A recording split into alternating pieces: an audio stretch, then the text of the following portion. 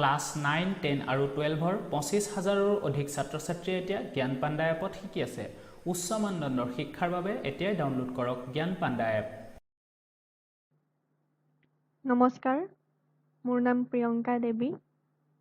আজি আমি এই ভিডিঅ'টোত 10ম শ্ৰেণীৰ ঐচ্ছিক হিন্দীৰ গদ্য খণ্ডৰ প্ৰথমটো পাঠ নীব কি ঈটৰ বিষয়ে আলোচনা কৰিম। এতিয়া নীব কি ঈট বিষয়টোৰ আলোচনা কৰাৰ আগতে ইয়াৰ লেখকগৰাকীৰ বিষয়ে আমি জানিব লাগিব। ইয়াৰ লেখকগৰাকীৰ নাম হৈছে ৰামবৃক্ষ বেনীপুৰী। এখেতৰ জন্ম ইয়াতে দিয়া আছে 1902 চনত আৰু মৃত্যু 1968 চনত।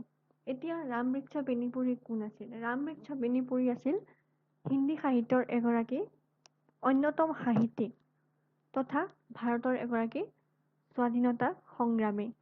তেখেতৰ জন্ম হৈছিলে বিহাৰৰ মুজফ্ফৰপুৰ জিলাৰ অন্তৰ্গত বেনীপুৰ নামৰ গাঁৱত আৰু তেখেতে বিহাৰ হিন্দী সাহিত্য সন্মিলনত উদগনিমূলক ভূমিকা আগবঢ়াইছিল।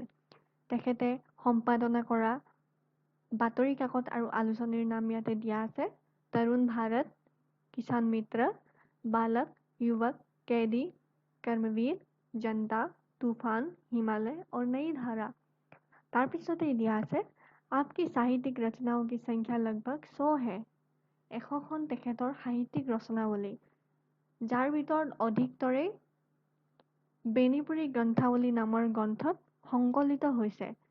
তেখেতৰ ৰচনাৱলীসমূহ হৈছে गेहूं और गुलाब, वंदे बानी विनायकों, पतितों के देश में, उपन्यास, चिता के फूल, माटी की मूर्ते, अम्बपाली आदि। এতিয়া আমি নীব কি ঈট বিষয়টোৰ সাৰাংশ অথবা মূলভাৱ জানিব লাগিব। নীব মানে হৈছে ভেটি আৰু ঈট মানে হৈছে ইটা, অৰ্থাৎ ভেটিৰ ইটা।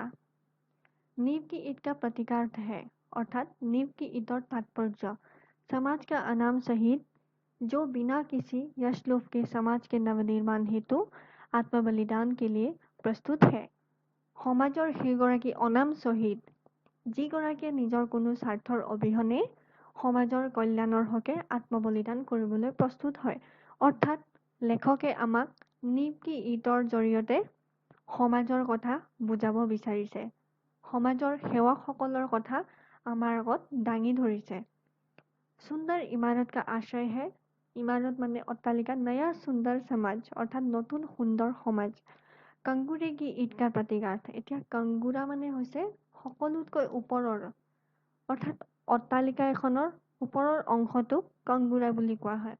समाज का यशलोभी सेवक जो प्रसिद्धि अथवा अन्य किसी स्वार्थवश समाज का काम करना चाहता है, অৰ্থাৎ সেইগৰাকী সেৱক যিজনে নিজৰ স্বাৰ্থ লৈহে দেশৰ কাৰণে কিবা এটা কাম কৰিব বিচাৰে।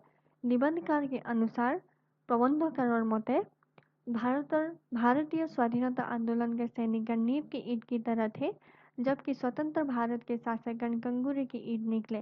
অৰ্থাৎ ভাৰতৰ স্বাধীনতা আন্দোলনৰ শ্বহীদসকল ভেটিৰ ইটাটোৰ নিচিনা আছিল, কিন্তু স্বাধীনতা লাভ কৰাৰ পিছত যিগৰাকী লোক সেৱক হিচাপে কাম কৰিলে আমাৰ দেশত, তেওঁলোক আছিল कंगूरा অৰ্থাৎ ওপৰৰ आवरण।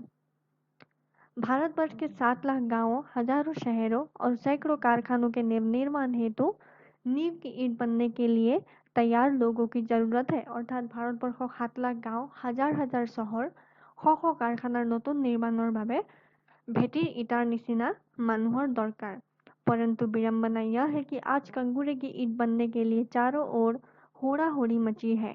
नीब की ईट बनने की कामना लुप्त हो रही है। কিন্তু অসুবিধাটো লেখকে কৈছে যে कंगूरे की ईट অৰ্থাৎ নিজৰ স্বাৰ্থৰ কাৰণে কাম কৰা লোক বহুত আছে, কিন্তু নিজৰ স্বাৰ্থৰ অবিহনে দেশৰ কল্যাণৰ হকে কাম কৰা লোকৰ অভাৱ হৈছে। इस रूप में भारतीय समाज का नवनिर्माण संभव नहीं। এইটো গতিৰে হলে ভাৰতৰ নতুন নিৰ্মাণ সম্ভৱ হ'ব নোৱাৰে। इसलिए निबंधकार ने देश के नौजवानों से आह्वान किया है कि वे नीब की ईट बनने की कामना लेकर आगे आए और भारतीय समाज के नवनिर्माण में चुपचाप अपने को खपा दे। সেইকাৰণে আমাক প্ৰবন্ধকাৰে অনুৰোধ কৰিছে, দেশৰ যুৱ প্ৰজন্মক কৈছে যে তেওঁলোকে ভেটিৰ ইটাটোৰ নিচিনাকৈ আগবাঢ়ি আহক আৰু দেশৰ কল্যাণৰ হকে নিজকে মনে মনে আত্মবলিদান দিয়ক। এতিয়া আমি পাঠটোলৈ ঘূৰি আহোঁ। वह जो चमकीली सुंदर सुघड़ इमारत है वह किस पर टिकी है সেই যে জিকমিকাই থকা সুন্দৰ সুগঠিত অট্টালিকাটো আছে সেইটো কিহৰ ওপৰত থিয় হৈ আছে इसके कंगूरे को आप देखा करते हैं क्या कभी आपने इसकी नींव की ओर ध्यान दिया है আপুনি ইয়াৰ ওপৰৰ অংশটোতো সদায় দেখে কিন্তু আপুনি ইয়াৰ ভেটিটোৰ বিষয়ে ধ্যান দিছেনে এই বুলি আমাক লেখকে সুধিছে दुनिया चकमक देखती है ऊपर का आवरण देखती है आवरण के नीचे जो ठोस सत्य है उस पर कितने लोगों का ध्यान जाता है दुनिया अर्थात गोटेই জগতখনে চিকমিকনি চাব বিচাৰে ওপৰৰ আৱৰণ চাই কিন্তু আৱৰণৰ ভিতৰত যিটো গভীৰ সত্য লুকাই আছে সেইটোৰ ওপৰত কিমানজন লোকৰ ধ্যান যায় ठोस सत्य सदा शिवम ही होती है किंतु वह हमेशा सुंदरम ही हो यह आवश्यक नहीं गभीर सत्य सदाय शिवम হয় অৰ্থাৎ শিৱৰ নিচিনা হয় কিন্তু সি যে সদায় সুন্দৰ হ'ব লাগে সেইটো প্ৰয়োজনীয় নহয় सत्य कठोर होता है कठोरता और भद्दापन साथ साथ जन्म करते हैं এতিয়া ইয়াতে শব্দ এটা আছে ভদ্দাপন ভদ্দাপন মানে কুৰূপ সত্য সদায় কঠোৰ হয় কঠোৰতা আৰু কুৰূপতা একেলগে জন্ম হয় আৰু লগতে বাস কৰে हम कठोरता से भागते हैं भद्देपन से मुंह मोड़ते हैं इसीलिए सत्य से भी भागते हैं আমি কঠোৰতাৰ পৰা পলাব বিচাৰো কুৰূপতাৰ পৰা মুখ বেকা কৰি পলাও সেইকাৰণে আমি সত্যৰ পৰাও দূৰলৈ যাওঁ नहीं तो हम इमारत के गीत नींव के गीत से प्रारंभ करते নহলে আমি অট্টালিকাৰ প্ৰশংসা ভেটিৰ পৰা আৰম্ভ কৰিলোহেঁতেন वह ईट धन्य है जो कट झट कर कंगूरे पर चढ़ती है और बर्बर श्लोक लोचनों को अपनी ओर आकृष्ट करती है সেইটো ইটা ধন্য যিটোৱে এটা এটাকৈ ওপৰত সকলোতকৈ ওপৰত প্ৰতিষ্ঠিত হয় আৰু বহুত দৃষ্টিগোচৰ কৰিবলৈ অৰ্থাৎ বহুত মানুহৰ নিজৰ ওপৰত আকৰ্ষণৰ সৃষ্টি কৰে অৰ্থাৎ বহুত মানুহে তাৰ ওপৰত মন্ত্ৰমুগ্ধ হয় किंतु धन्य है वह ईट जो जमीन के 7 हाथ नीचे जाकर गड़ गई और इमारत की पहली ईट बनी किंतु धन्य সেইটো ईट যিটোৱে মাটিৰ তলত 7 হাত তলত গৈ অট্টালিকাটোৰ থিয় হ'বলৈ সুদৃঢ় কৰিলে অৰ্থাৎ সেই অট্টালিকাটো থিয় কৰালে क्योंकि इसी पहली ईट पर उसकी मजबूती और पुख्तेपन पर सारी इमारत की आस्ती नास्ती निर्भर करती है কিয়নো সেই প্ৰথমটো ইটা অৰ্থাৎ ভেটিৰ প্ৰথমটো ইটাটোৰ পৰাই সেই অট্টালিকাটোৰ মজবুতি আৰু জড়তা সকলো নিৰ্ভৰ কৰে उस ईट को हिला दीजिए कंगूरा बेतहाशा जमीन पर आ रहेगा অৰ্থাৎ সেই ইট যিটো ভেটিত আছে ভেটিৰ ইটাটো যদি আমি লৰচৰ কৰি দিওঁ তেতিয়া ওপৰৰ ভাগৰ গোটেই অট্টালিকা তললৈ খহি পৰিব कंगूरे की ईट गाने वाले हम आइए अब नींव की ईट गाए এতিয়া আমাক নিবন্ধকাৰে অনুৰোধ কৰিছে যাতে আমি অট্টালিকাৰ ওপৰৰ আৱৰণটোৰ বাদ দি আমি ইয়াৰ ভেটিটোৰ গীত গাওঁ অৰ্থাৎ ভেটিটোৰ প্ৰশংসা কৰোঁ वह ईट जो जमीन में इसलिए गड़ गई कि दुनिया को इमारत मिले সেইটো ইটা যিটো মাটিৰ তললৈ গ'ল কিয়নো দুনিয়া অৰ্থাৎ জগতখনক এটা ধুনীয়া সুন্দৰ অট্টালিকা দেখাব লাগে অৰ্থাৎ জগতখনে এটা অট্টালিকা পাওক সেইকাৰণে সি মাটিৰ তললৈ গ'ল वह ईट जो सब ईटों से ज्यादा पक्की थी जो ऊपर लगी होती तो कंगूरे की शोभा 100 गुनी कर देती সেইটো ইটা যদি ওপৰত থাকিলেহেঁতেন তেতিয়া সি সকলোতকৈ বেছি শোভাবৰ্ধন কৰিলেহেঁতেন वह ईट जो सब ईटों से ज्यादा पक्की थी जो ऊपर लगी होती तो कंगूरे की शोभा 100 गुनी कर देती অৰ্থাৎ 100 গুণ কৰি দিলেহেঁতেন তাৰ সৌন্দৰ্যটো किंतु जिसने देखा इमारत की पायदारी नींव पर मुनहसिर होती है इसलिए उसने अपने को नींव में अर्पित किया ইয়াতে শব্দ দিয়া আছে পায়দাৰী মতলব অৰ্থাৎ পায়দাৰী মানে জড়তা দৃঢ়তা মুনহাসিৰ মানে হৈছে আশ্ৰিত ঠিক আছে সেইকাৰণে কৈছে যিবিলাকে দেখিছে যে ভেটিৰ ইটাটো সকলোতকৈ তলত আছে সেই ভেটিৰ ইটাটোৰ ওপৰতে সকলোবিলাক নিৰ্ভৰ কৰে অৰ্থাৎ অট্টালিকাটোৰ জড়তা স্থিৰতা সেই ভেটিৰ ইটাটোৰ ওপৰতে নিৰ্ভৰ কৰে ইয়াকে লেখকে বুজাব বিচাৰিছে वह ईट जिसने अपने को 7 हाथ जमीन के अंदर इसलिए गाड़ दिया कि इमारत जमीन के 100 हाथ ऊपर तक जा सके। সেই ইটাটোৱে নিজকে 7 হাত তললৈ গঢ় দিলে, অৰ্থাৎ 7 হাত তললৈ ভিতৰলৈ গ'ল। কিয়নো গোটেই সংসাৰে এখন ধুনীয়া অট্টালিকা দেখক আৰু সেই অট্টালিকাটো বহুত ওপৰলৈ যাওক, 100 হাত অৰ্থাৎ 100খন হাতৰ ওপৰলৈ যাব পাৰক। সেইকাৰণে সেই ভেটিৰ ইটাটো অত্যাধিক তললৈ গ'ল। वह ईंट जिसने अपने लिए अंधकूप में इसलिए कबूल किया कि ऊपर के उसके साथियों को स्वच्छ हवा मिलती रहे, सुनहली रोशनी मिलती रहे। ওপৰৰ ইটাকেইটাই যাতে পোহৰ পাওক, বিশুদ্ধ বতাহ পাওক, সেইকাৰণে ইটাটোৱে যিটো ভেটিৰ ইটা আছিল সেইটো মাটিৰ তললৈ গুচি গ'ল। वह ईंट जिसने अपना अस्तित्व इसलिए विलीन कर दिया कि संसार एक सुंदर सृष्टि दिखे। সেইটো ইটা যিটো তললৈ গ'ল, কিয় গ'ল? যাতে গোটেই জগতখনে এটা ধুনীয়া সৃষ্টি দেখক। सुंदर सृष्टि हमेशा ही बलिदान खोजती है, बलिदान ईट का हो या व्यक्ति का। অৰ্থাৎ সুন্দৰ সৃষ্টি এটা হ'বলৈ বলিদানৰ নিচেই আৱশ্যক। লেখকে ইয়াকে বুজাব বিচাৰিছে। सुंदर इमारत बने इसलिए कुछ पकी पकी लाल ईटों को चुपचाप नींव में जाना है। যাতে সুন্দৰ এখন অট্টালিকা গঢ় লৈ তোলক, সেইকাৰণে সেই ভাল ভাল ইটাবোৰক মাটিৰ তললৈ যাব লগা হয়। सुंदर समाज बने इसलिए कुछ तपे तपाए लोगों को मौन मुख शहादत का लाल चेहरा पहनना है। অৰ্থাৎ সুন্দৰ এখন সমাজ গঢ়ি তোলক, সেইকাৰণে কিছুমান লোকে ত্যাগৰ ভাৱৰ সেই পাগুৰি অৰ্থাৎ মুকুটটো পিন্ধিব লগা হয়।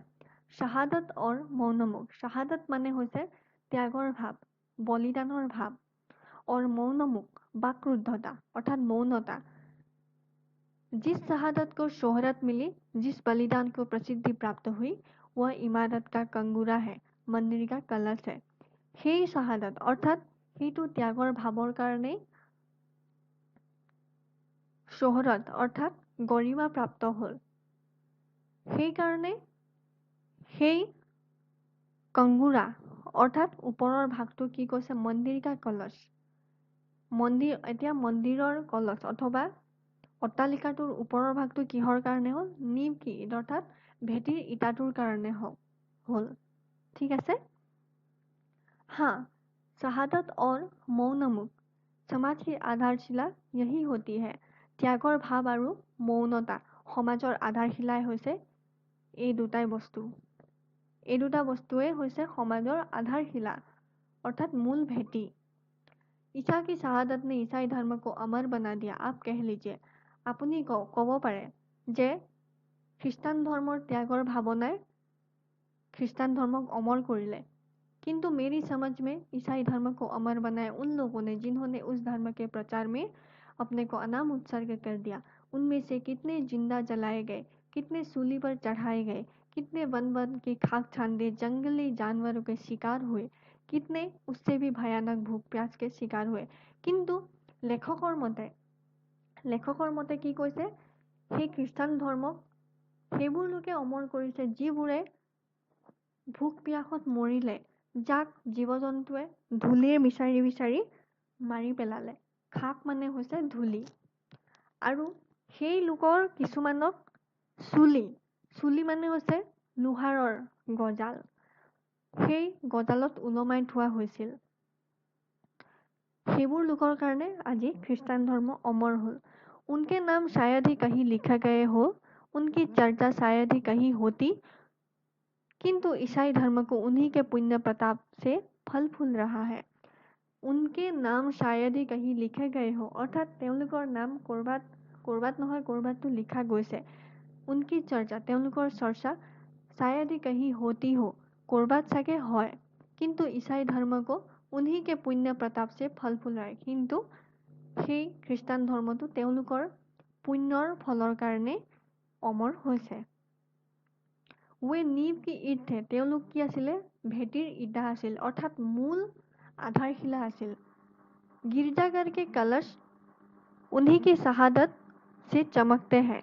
आज हमारा देश आजाद हुआ सिर्फ उनके बलिदानों के कारण नहीं, जिन्होंने इतिहास में स्थान पा लिया है। সেইসকল আছিল ভেটিৰ ইটা। गिरजाघर के कलश उन्हीं की शहादत से चमकते हैं। অৰ্থাৎ গীৰ্জাৰ গম্বুজটো তেওঁলোকৰ ত্যাগৰ ভাৱনাৰে আজিও জিলিকি আছে। आज हमारा देश आजाद हुआ, আজি আমাৰ দেশ স্বাধীন হ'ল। सिर्फ उनके बलिदानों के কাৰণে, কিন্তু সেইবোৰৰ বলিদানৰ কাৰণেই নহয়, যিবিলাকৰ নাম আজি ইতিহাসতো অমৰ হৈ আছে। ইতিহাসত নাম নথকা লোকেও আমাৰ দেশৰ কাৰণে बहुत बलिदान दिसे, সেই কথা বুজাব বিচাৰিছে।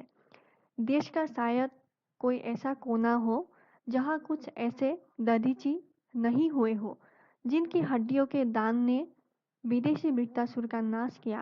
অৰ্থাৎ আমাৰ দেশত কোনোবা এখন ঠাই নাথাকিবও পাৰে য'ত দধীচিৰ নিচিনা মুনি নাই, যিজনে বৃত্তাসুৰৰ নিচিনা বিদেশী ৰাক্ষসক মাৰিবলৈ নিজৰ হাৰ্দি দান কৰিছিল দেৱতাসকলক। हम जिसे देख नहीं सके वह सत्य नहीं है, यह है मूल धारणा।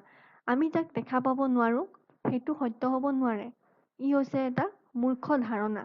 ढूंढने से ही सत्य मिलता है, অৰ্থাৎ বিচাৰিলেই সত্য পোৱা যায়। हमारा काम है, धर्म है, ऐसी नींव की ईटों की ओर ध्यान देना।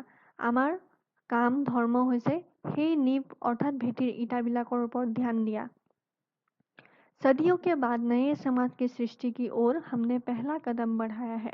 শতাব্দীৰ পিছত আমি নতুন সমাজৰ সৃষ্টিৰ কাৰণে প্ৰথমটো খোজ দিছোঁ। इस नए समाज के नवनिर्माण के लिए भी हमें नींव की ईट चाहिए। সেই সমাজৰ নতুন নিৰ্মাণৰ কাৰণেও আমাক ভেটিৰ ইটাৰ নিচিনা মানুহ লাগে। अफसोस कंगूरा बनने के लिए चारों ओर होड़ा होड़ी मची है। नींव की ईट बनने की कामना लुप्त हो रही है। কিন্তু অসুবিধাটো হৈছে যে নিজৰ স্বাৰ্থৰ কাৰণে কাম কৰা মানুহৰ অভাৱ নাই, বহুত হেতা ওপৰা লাগিছে, কিন্তু নীঁৱ কি অৰ্থাৎ মনে মনে যিয়ে নিজৰ দেশৰ কাৰণে বলিদান দিব পাৰে তেনেকুৱা লোকৰ বহুত অভাৱ হৈছে। 7 লাখ गाँवों का निर्माण, 7 लाख गाँवर নতুনকৈ নিৰ্মাণ, हजारों शहरों और कारखानों का निर्माण, हजार हजार शहर और उद्योगों नतुन निर्माण। कोई शासक इसे संभव नहीं कर सकता, কোনো শাসকে ইয়াক সম্ভৱ কৰিব নোৱাৰে। जरूरत है ऐसे नौजवानों की जो इस काम में अपने को चुपचाप खपा दे। এনেকুৱা যুৱ প্ৰজন্মৰ প্ৰয়োজন যিয়ে এই কামটোৰ কাৰণে অৰ্থাৎ দেশৰ কল্যাণৰ হকে দেশৰ নতুন নিৰ্মাণৰ কাৰণে মনে মনে নিজকে আত্মবলিদান দিয়ে। जो एक नई प्रेरणा से अनुप्राणित हो, যি যেনেকুৱা এগৰাকী ব্যক্তি হওক কিন্তু তেওঁ নতুন প্ৰেৰণাৰে অনুপ্ৰাণিত হ'ব লাগিব, এটা নতুন আশা চেতনাৰে উদ্বুদ্ধ হ'ব লাগিব। जो शाबाशियों से दूर हो, दलबंदियों से अलग, অৰ্থাৎ যিয়ে দল সংগঠনৰ পৰা দূৰত থাকক আৰু চাবাচী অৰ্থাৎ প্ৰশংসাৰ পৰা আঁতৰত থাকক। जिनमें कंगूरा बनने की कामना न हो, যাৰ নেকি আৱৰণ বনা অৰ্থাৎ कंगूरा সকলোতকৈ ওপৰত উঠাৰ ভাৱনা নাথাকে যাৰ মনত। कलश कहलाने की जिनमें वासना न हो, कलश অৰ্থাৎ গম্বুজ, সকলোতকৈ ওপৰৰ গম্বুজ যাতে তেওঁ নকয়, সেই তেনেকুৱা লোকৰ প্ৰয়োজন। सभी कामनाओं से दूर, सभी वासनाओं से दूर, সকলো কামনা বাসনাৰ পৰা আঁতৰত থাকিব লাগিব। उदय के लिए आतुर हमारा समाज चिल्ला रहा है, উদয়ৰ কাৰণে অৰ্থাৎ উঠিবৰ কাৰণে আমাৰ সমাজৰ নতুন নিৰ্মাণৰ কাৰণে আমাৰ সমাজে চিঞৰি আছে বৰ্তমান। हमारी नींव की ईटें किधर है, আমাৰ ভেটিৰ ইটাবোৰ ক'ত গ'ল, অৰ্থাৎ আমাৰ অনাম শ্বহীদসকল ক'ত গ'ল, যিবিলাক লোকে নিজৰ স্বাৰ্থৰ অবিহনে কাম কৰিবলৈ প্ৰস্তুত হয়। देश के नौजवानों को यह चुनौती है, অৰ্থাৎ দেশৰ নতুন যুৱ প্ৰজন্মৰ কাৰণে এইটো হৈছে এটা নতুন চৰ্ত অৰ্থাৎ ডাঙৰ চৰ্ত। সকলো বিষয়ৰ সম্পূৰ্ণ ভিডিঅ' আৰু প্ৰশ্ন উত্তৰ নোটছ আদি পাবৰ বাবে প্লে ষ্ট'ৰৰ পৰা এতিয়াই জ্ঞান পাণ্ডা এপটো ডাউনলোড কৰক।